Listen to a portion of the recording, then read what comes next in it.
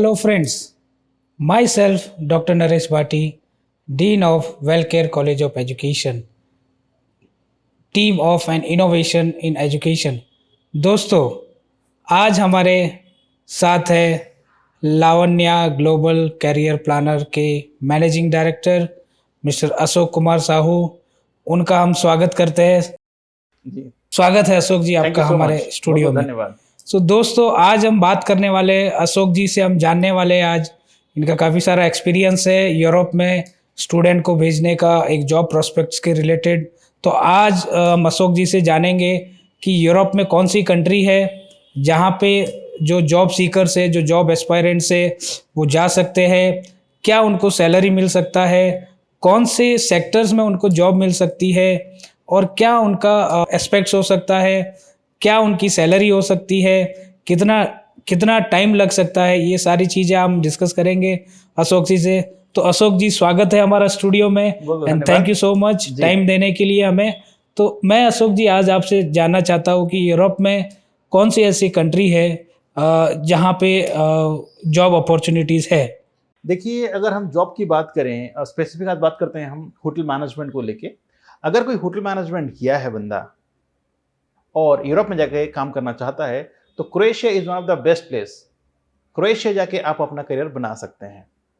यहाँ पर जाने के लिए आपके पास स्किल्स होना ज़रूरी है। जी हाँ दोस्तों, एक बात का ध्यान रखें, चाहे आप कितना भी पढ़ाई कर लें, कितना भी डिग्री ले लें, जब तक आपके पास प्रॉपर स्किल्स नहीं है आपको नौकरी नहीं मिलने वाली।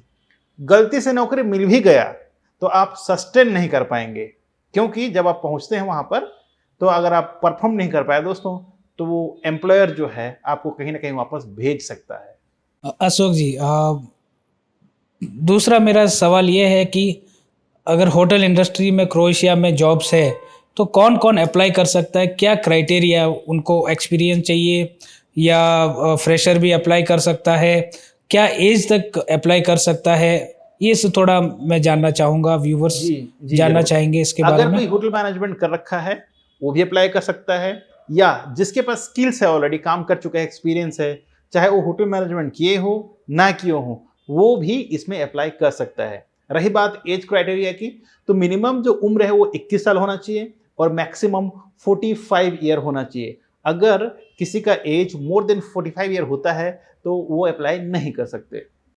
अच्छा, ओके। दूसरा मेरा क्वेश्चन है कि काफ़ी जो जॉब सीकर्स रहते हैं, बेसिकली हम बात करें तो काफ़ी मिसगाइड होते हैं जॉब के रिलेटेड। एजुकेशन एक अलग सेक्टर हो गया, लेकिन एजुकेशन के बाद जब अगर हम जॉब की बात करें तो काफ़ी स्टूडेंट्स के साथ फ्रॉड भी होता है। ये हमने रियलिटी है, हम इस पर कुछ बोल नहीं सकते। काफ़ी जो जॉब सीकर्स है मिसगाइड हो जाते हैं और वो मतलब एक राइट पर्सन उनको नहीं मिलता है। वो इन्वेस्टमेंट भी, पैसा भी दे देते हैं, लेकिन उनको रिजल्ट्स कुछ नहीं मिलता है। तो दोस्तों, मैं बताना चाहूँगा, अशोक जी एक यूट्यूबर भी है और इनके हज़ारों लाखों फॉलोवर्स है, और इनसे अपॉइंटमेंट लेके बात करना ही एक बड़ी बात है हमारे लिए। तो राइट टू द पर्सन, अगर आपको क्रोएशिया के लिए आपकी जॉब सीकर देख रहे हो हॉस्पिटैलिटी में या होटल के रिलेटेड जॉब्स, तो डेफिनेटली आप अशोक जी से कांटेक्ट कर सकते हैं। नीचे हम इनबॉक्स में कांटेक्ट डिटेल भी डाल देंगे और आप उनसे कांटेक्ट कर सकते हो। दूसरा अशोक जी, मेरा जो व्यूवर्स है उनका एक क्वेश्चन रहता है कि कितना सैलरी मिल सकता है और क्या टाइम ड्यूरेशन रहता है, कि कितना उनको काम करना है, कितना ड्यूरेशन में काम का जो ड्यूटी आवर्स जैसे आप बता सकते हो। अगर वो ड्यूटी आवर्स छोड़ के ओवर टाइम करे तो और कितना वो अर्न कर सकते हैं। बिकॉज बेसिकली हर एक जॉब सीकर का यही सपना रहता है कि वो फाइनेंशियली स्ट्रांग रहे, ताकि वो खुद को, अपनी फैमिली को, बच्चों को और पेरेंट्स को सपोर्ट कर सके। तो सैलरी के बारे में, जो टाइम ड्यूरेशन है, जो ड्यूटी आवर्स है, ओवर टाइम है, वो थोड़ा आप हमें एक्सप्लेन करें अशोक जी। देखिए, बात करें सैलरी का, तो सैलरी डिपेंड करता है स्किल्स के ऊपर। मैं हर बार बात करता हूँ स्किल्स को लेके। अगर आपके पास जो रिक्वायर्ड स्किल्ड है तो आपको डेफिनेटली अच्छा सैलरी मिलता है। अब सैलरी डिपेंड करता है कंपनी टू कंपनी। मैं यहाँ पर स्पेसिफिक सैलरी नहीं बता पाऊंगा, लेकिन हाँ, अगर हम बात करें मिनिमम और मैक्सिमम का, तो इसमें लगभग सैलरी मिल जाता है दोस्तों 650 यूरो से लेके 950 यूरो के रेंज में जो मतलब सैलरी मिलता है अगर आप स्टार्टिंग लेवल पे जा रहे हैं। दूसरी बात, खाना और रहना ये भी कंपनी की तरफ से होता है, अगर हम क्रोएशिया की बात करें। उसके अलावा अगर हम बात करें कि भाई कौन कौन इसमें अप्लाई कर सकता है और कैसे जाना चाहिए, कैसे फ्रॉड होता है, जो आपने मेरे से क्वेश्चन पूछा था, तो दोस्तों देखिए, अगर आपके पास प्रॉपर स्किल्स है, मैं हर बार फिर से रिपीट कर रहा हूँ स्किल्स को लेके, अगर आपके पास स्किल्स हैं तो आपको आसानी से जॉब मिलती है। और अगर बस स्किल नहीं है, आप बोलेंगे नहीं मुझे जबरदस्ती भेज दो, और आप किसी एजेंट को जाके अप्रोच करते हैं, उस टाइम आपके साथ फ्रॉड हो सकता है। नेक्स्ट है कि जब आपको ऑफर लेटर आता है, अगर आपको कोई संदेह होता है ऑफर लेटर में या फिर जॉब्स में, तो आप मुझे भी कॉन्टैक्ट कर सकते हैं। मैं काउंसलिंग करता हूं, देखता हूं, चेक करता हूं। हालांकि हम इसको फ्री में नहीं करते, इसका एक स्टैंडर्ड चार्ज होता है, लेकिन जी हाँ, हम हेल्प करते हैं कैंडिडेट को उनका पैसा बचाने के लिए, फ्रॉड होने से बच जाते हैं। बहुत बहुत अच्छी इन्फॉर्मेशन आपने दी अशोक जी। और एक मेरा सवाल आपसे है कि क्या जब ये जॉब के लिए क्रोएशिया में बच्चे जाते हैं तो क्या अपनी फैमिली को साथ में लेके जा सकते हैं? मान लो अगर कोई मैरिड पर्सन है, सिंगल नहीं है, उसके बच्चे मतलब चिल्ड्रंस भी है, बच्चे भी है, तो क्या ऐसे लोग अपनी फैमिली को जब उसको जॉब आ गया, उसको वीज़ा लग गया और वो क्रोएशिया चला गया, तो फैमिली को भी लेके जा सकते हैं? देखिए, होटल मैनेजमेंट करने के बाद अगर आपको क्रोएशिया में जॉब मिलता है तो सबसे पहले तो आप अपने आप को सेटल कर लीजिए, ठीक है, अच्छा खासा पैसा कमा लीजिए और वहां पर कोशिश कीजिए पीआर लेने का। लेकिन पीआर भी मिनिमम 5 साल के बाद ही मिलता है।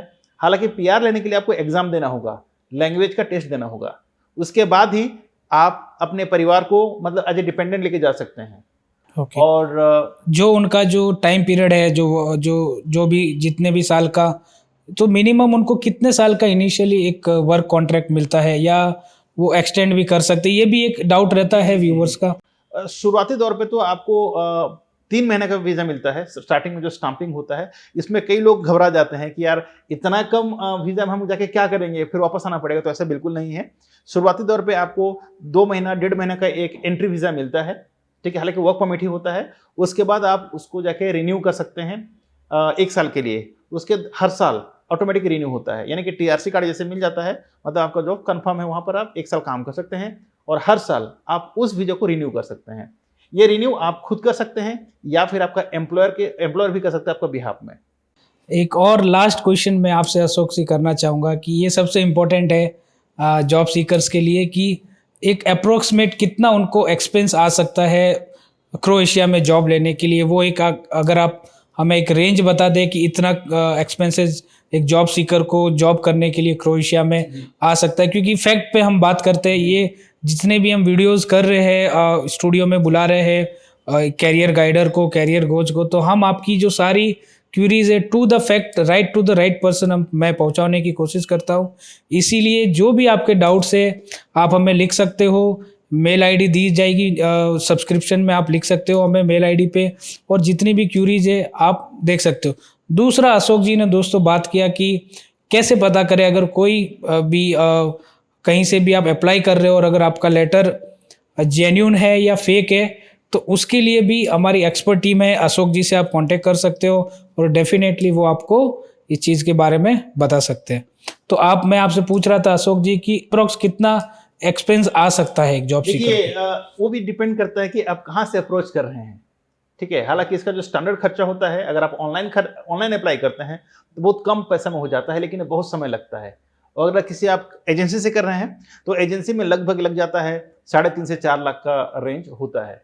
ओके, सो दोस्तों देखिए, आज अशोक जी से हमने जाना कि अगर आपको क्रोएशिया में जॉब करना है, एज ए आप जॉब सीकर होटल इंडस्ट्री में जॉब ढूंढ रहे हो और आपको यूरोपियन कंट्री में एंटर करना है, तो Croatia is also best destination for those aspirants.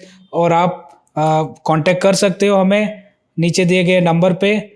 और thank you so much for today Ashok ji, thank you so much जी, बहुत बहुत धन्यवाद स्टूडियो में आपका। आने के लिए, जी। And thank you so much. नमस्कार। नमस्कार जी।